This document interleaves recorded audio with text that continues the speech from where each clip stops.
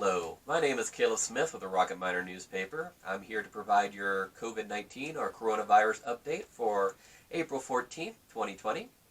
Forgive me, I've been inside a lot. I have to check my watch or check my computer monitor to double check what day it is. I hope you're not having the same case, but I'm with you if you do. A Rock Springs woman became the 10th confirmed case in Sweetwater County today.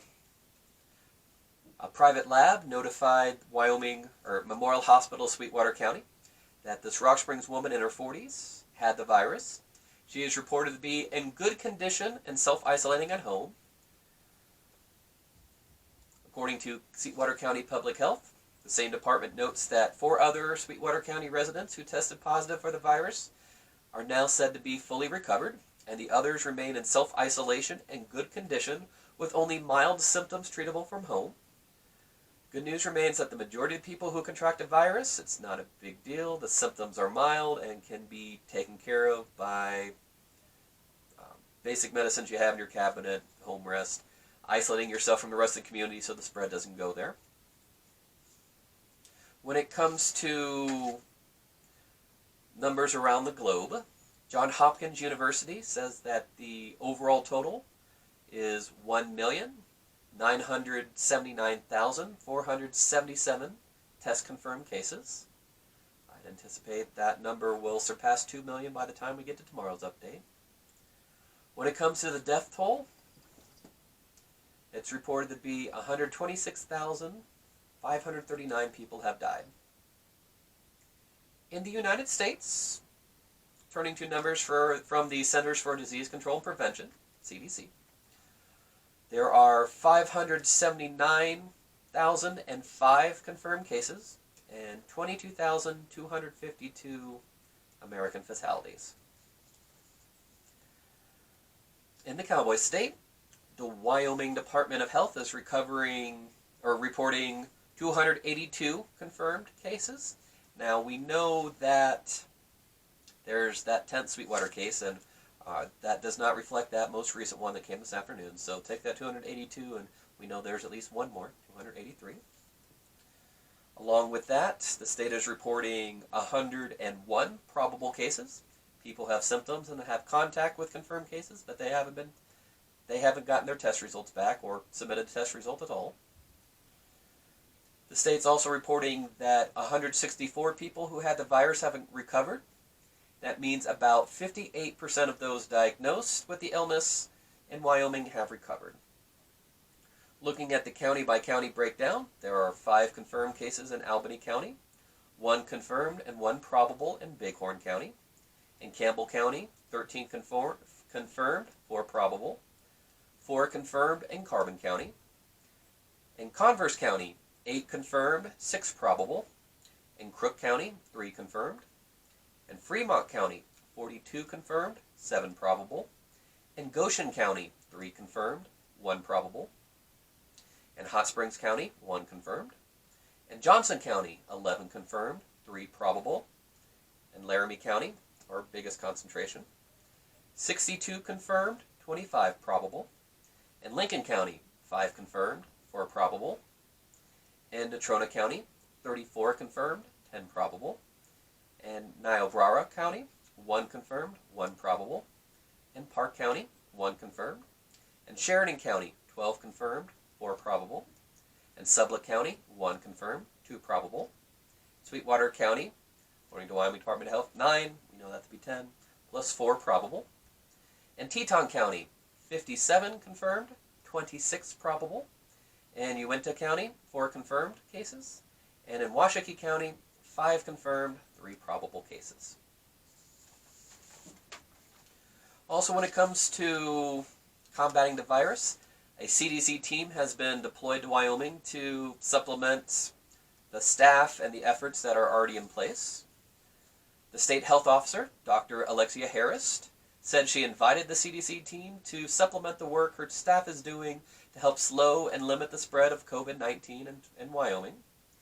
When it comes to the efforts they're going to be involved with, it includes data systems and data analysis, prevention, infection control, and containment of infections and long-term care facilities and psychiatric facilities, community mitigation and infection prevention and control amongst tribal communities, and case identification and contact tracing. Now, Dr. Harris notes that when it comes to contact tracing, she says it's a key strategy at every step.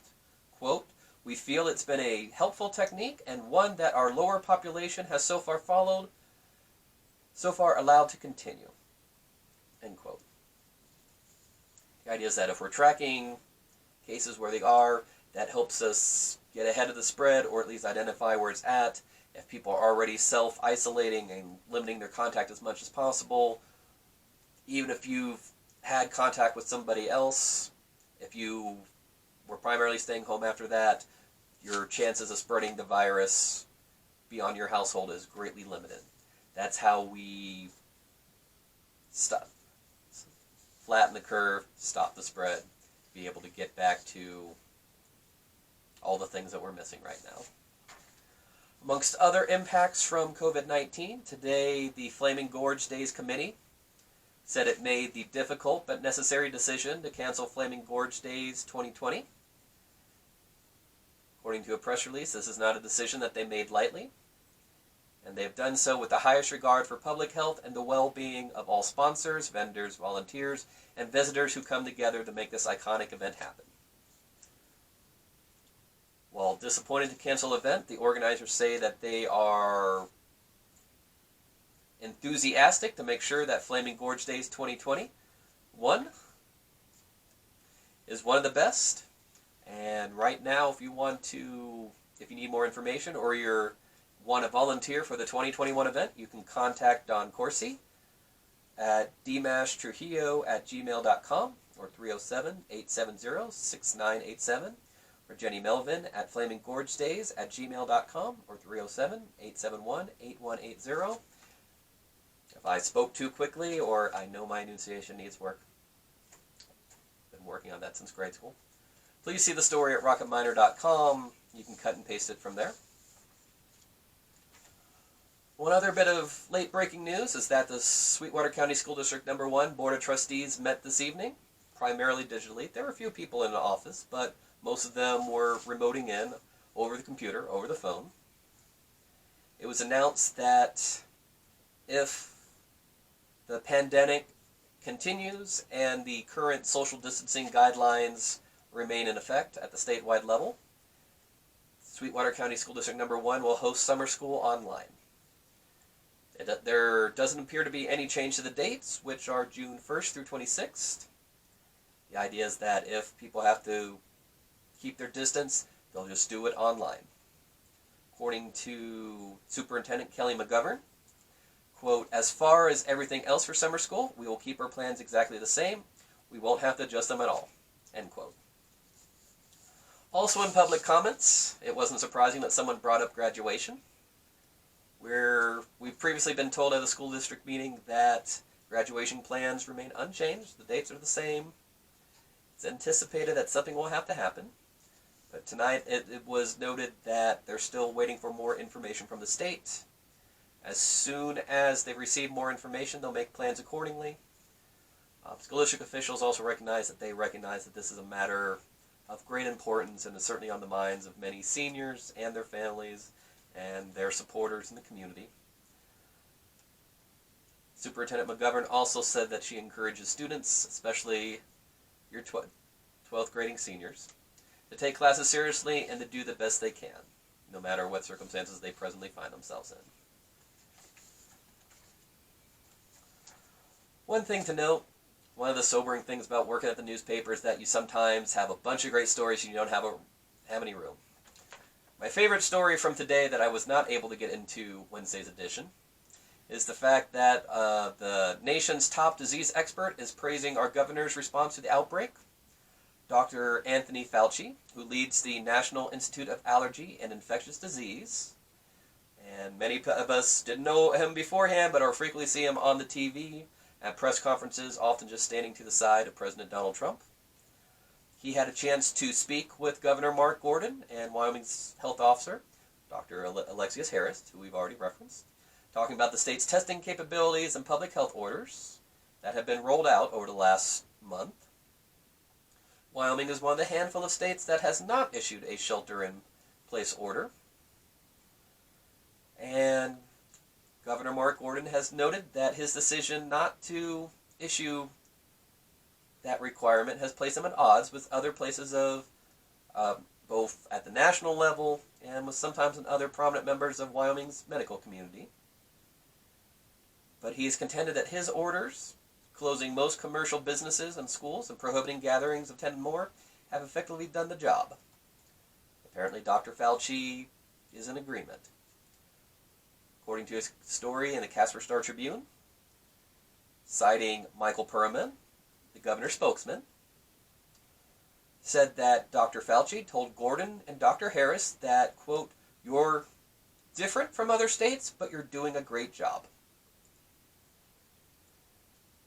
In a press conference on Friday, there was a shout out to Wyoming and Governor Gordon, and the governor said that states like Wyoming and governors like Gordon don't get the recognition that others have received despite their success. After all, we're thankful that we've only had one fatality. We hope to keep that number as low as possible. And just keep doing our part.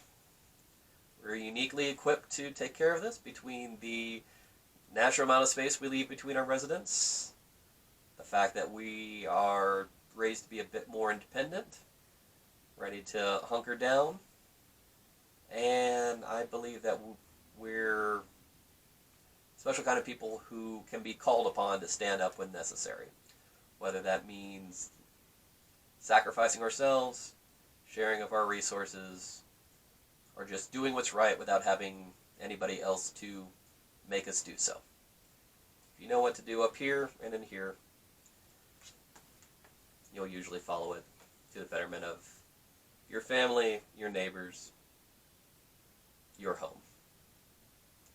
This has been Caleb Smith with the Rocket Miner newspaper, wishing you a good night and a safe tomorrow.